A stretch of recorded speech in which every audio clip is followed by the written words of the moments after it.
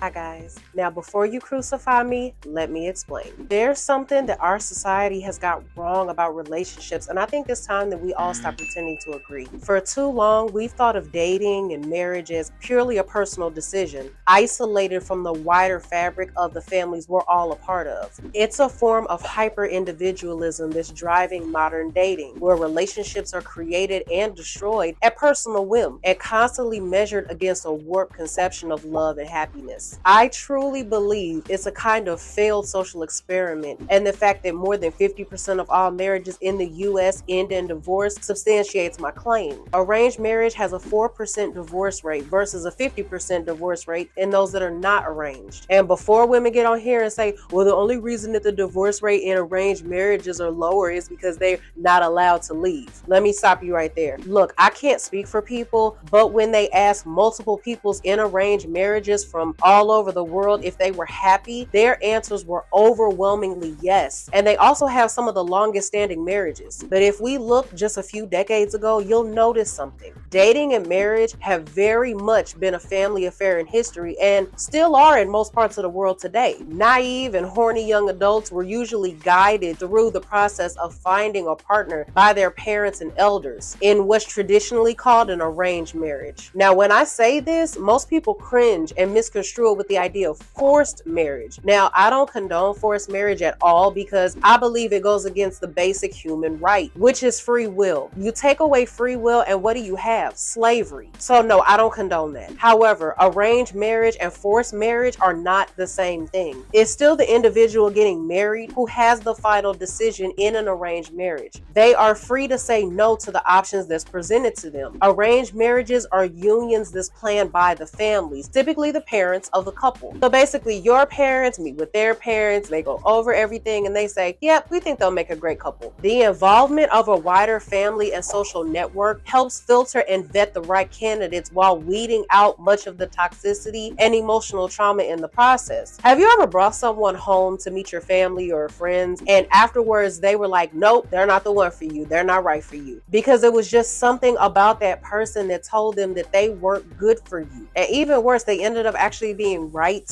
Now imagine if you had the people who love you the most, only have good intentions in mind for you, and genuinely want to see you happy, choosing 5 to 10 women who only possess the qualities they know you desire in a partner and that's good for your family structure. Now, I'm not saying don't date on your own and have fun, but what I am saying is when it comes to something as serious as marriage, it's a totally different game. When I look at how deeply divided and emotional draining dating today has become, it's apparent that a return to a setup like this is what we need. Now, let me be honest. Basing relationships on fleeting emotions is a luxury that only today's coddled society can even afford. We live in a culture that affirms our feelings and gives us a safety net for bad decisions we make in life. But read history and you'll see that marriage has always been influenced by the tough realities of life. We've always known that basing marriage on the changing desires of teenagers and young adults is a recipe for failed relationships. That's why involving families from both sides has always been so necessary and useful. It replaces the free-for-all modern dating market by friends and family that only want the best for you. It also allows for a network of elders to help solve problems during a rough patch in the relationship and marriage before it even gets a chance to go to the courtroom. I like to think of an arranged marriage similar to the nucleus of a cell. It's sustained by the powerful bonds. I think we're coming to understand that dismantling the nucleus from the bonds leaves it exposed and vulnerable. And that's the problem today. There's a bunch of vulnerable ass people walking around and getting into relationships because they know they're vulnerable and they're trying to fill that void. And unfortunately, as a result, babies are being born out of flings and situationships and being raised in broken homes, all because neither party has true obligations to each other. By removing the very necessary constraints in dating, what we've done is created an illusion of freedom in people that usually ends very badly. There's a very interesting psychological phenomenon called the paradox of choice. Simply put, the more choices you're presented with, the less happy that you end up being with the one that you make. Isn't this exactly what the dating market today is like? Young people are thrown into a world of endless choices led by their emotions and instinctual desires that they don't yet understand. For example, after picking something as simple as a show to watch on Netflix, 10 minutes in and you're wondering if there's a better one that you're missing out on. Just like with dating today, every relationship and person that you deal with makes you wonder if there's something better out there that you could have had. A relationship more exciting, more fulfilling, and more worth your time. This construct is what never lets you truly bond with the person that you have. It's that choice and freedom lingering in the back of your mind that never lets you fully settle in. And this is precisely the problem that arranged marriage fixes. It provides you the freedom and security and gives you a chance to actually explore the depths of your relationship. And that's why I say a society like ours needs to salvage some wisdom from history and reconsider how we're doing dating and marriage. So with that being said, until the next video, I'll see you guys later.